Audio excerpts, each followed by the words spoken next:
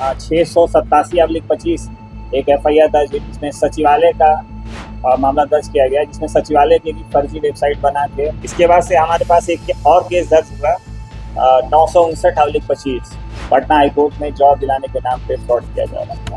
नमस्कार, आप देखना शुरू कर चुके हैं लाइव सिटीज को। मेरा नाम अभिषेक है। पटना सचिवालय, इंडियन रेलवे और हाई कोर्ट में नौकरी दिलाने के नाम पर करोड़ों की ठगी करने वाले गिरोह का पटना साइबर पुलिस ने खुलासा किया है। इस पूरे मामले में 2 लोगों को पहले पकड़ा गया और अभी तक कुल 3 लोगों की गिरफ्तारी हुई है। इनके पास से कई चीज़ों को बरामद किया गया। दरअसल आपको बता दें कि हाई कोर्ट में पियून की नौकरी को दिलाने के नाम पर ठगी की गई थी और फर्जी वेबसाइट भी बनाई गई थी। पटना हाईकोर्ट की फर्जी वेबसाइट बनाई गई थी। इतना ही नहीं, पटना सचिवालय की फर्जी वेबसाइट बनाई गई थी। इतना ही नहीं, इंडियन रेलवे की भी फर्जी वेबसाइट बनाकर खेल चल रहा था और कई युवाओं को ठगा गया था। इस पूरे मामले को लेकर आला अधिकारी क्या कुछ कह रहे हैं, पहले आप वो सुनिए। क्या सबसे पहले साइबर थाना में 19/25 एक FIR दर्ज की गई, जिसको रजिस्ट्रार पटना हाईकोर्ट ने दर्ज किया।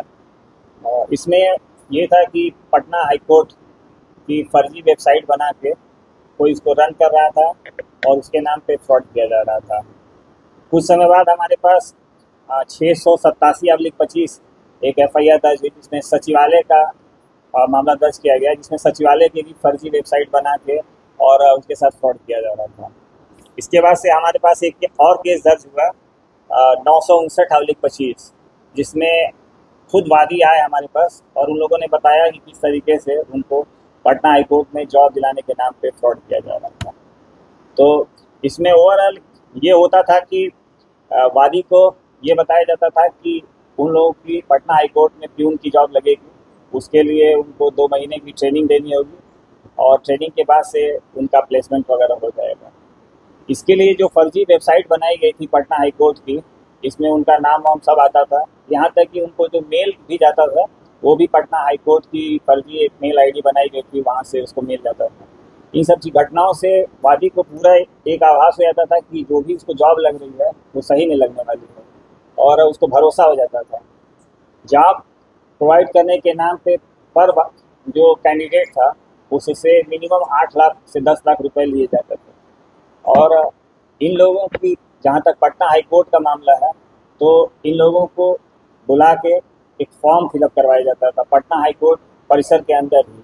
इन लोगों का एक ग्रुप है, मीडिएटर है, जो इस तरह के लड़कों को, जो बेरोजगार हैं, इन लोगों को पकड़ते हैं। ये लोग इसी तरीके से मोटिवेट करते हैं, उनको बहलाते फुसलाते हैं कि उनकी जॉब लगेगी और इस तरीके का मेल वगैरह भेज के कहीं उनको दिग्भ्रमित करते हैं और उनको पटना परिसर में बुलाया जाता है, फॉर्म वगैरह भरवाते हैं उनसे, जिससे लोगों को आभास हो कि हाँ ये सही में फॉर्म भर रहे हैं। उसके बाद से इन लोगों का इंटरव्यू वगैरह भी कराया जाता है। जो फर्जी मेल है उससे, जो पटना हाईकोर्ट का मेल रहता है, वादी को लगता है कि पटना हाईकोर्ट से आ रहा है, ऑथेंटिक है ये। उसमें इन लोगों को बताया जाता है कि आपका इस समय पे इंटरव्यू शेड्यूल होगा, इस समय जो है आपकी पोस्टिंग होगी। इस तरीके का सब किया जाता है। सबसे आश्चर्यजनक बात यह है कि पटना हाईकोर्ट परिसर के अंदर एक प्राइवेट कंपनी है, जिसको कोई सतीश करके हैं, चला रहे हैं उसको। तो यहाँ पे डिजिटाइजेशन का काम हो रहा है, जिसमें पटना के हाईकोर्ट के रिकॉर्ड का डिजिटाइजेशन होता है। ये कंपनी परिसर में वहीं पे लोगों को ट्रेनिंग दिया जाता था, क्योंकि ये प्राइवेट कैपेसिटी में रन कर रहा था, इसलिए बहुत ज़्यादा उसका स्क्रूटनी नहीं होता था। ये लोग वहाँ पे रहते थे, रिकॉर्ड का डिजिटाइजेशन वगैरह में हेल्प करते थे, फाइल वगैरह क्लीन करते थे। तो इन लोगों को ऐसा लगता था कि शायद यहाँ पे ही ट्रेनिंग हो रही है इनकी। 2 महीने की ट्रेनिंग के बाद से इनको ऑफिशियली इनको प्यून का पोस्ट या क्लर्क का पोस्ट जो भी है वो मिल जाएगा।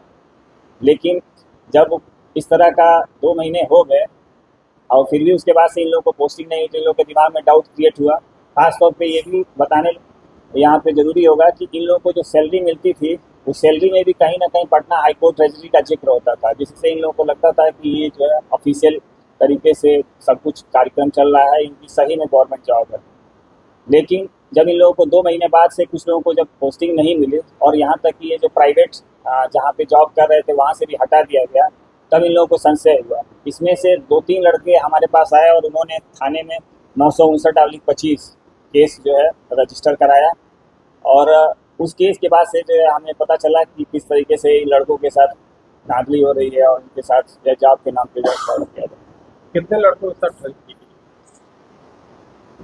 इसमें 19/25 और जो 687/25 केस है जो पटना हाईकोर्ट और सचिवालय का है, इस कांड के अनुसंधानकर्ता हमारे इंस्पेक्टर श्याम नंदन जी हैं और 959/25 जो केस है इसके आईओ जो है हमारी सब इंस्पेक्टर सोनी।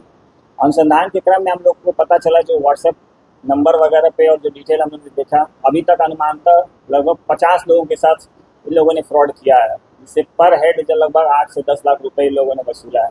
ये सारे के सारे हाई कोर्ट में नहीं है, अभी तक जो डेटा है जो इन लोगों का कन्फेशनल स्टेटमेंट है, इसमें कुछ लोग पटना हाई कोर्ट में जॉब दिलाने के नाम पे फ्रॉड हुआ है और कुछ लोगों के साथ जो है सचिवालय वगैरह में भी जॉब दिलाने के नाम पे फ्रॉड हुआ है। करोड़ों रुपए वसूल किया।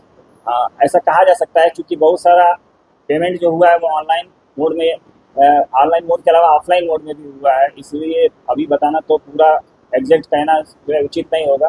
अब ये तो अनुसंधान के क्रम में पता चलेगा, लेकिन जैसा जो हमारे पास जो डेटा है मतलब लगभग अभी 50 लोगों के साथ 8 लाख पर हेड के हिसाब से लगभग इनके साथ जो ठगी की गई है।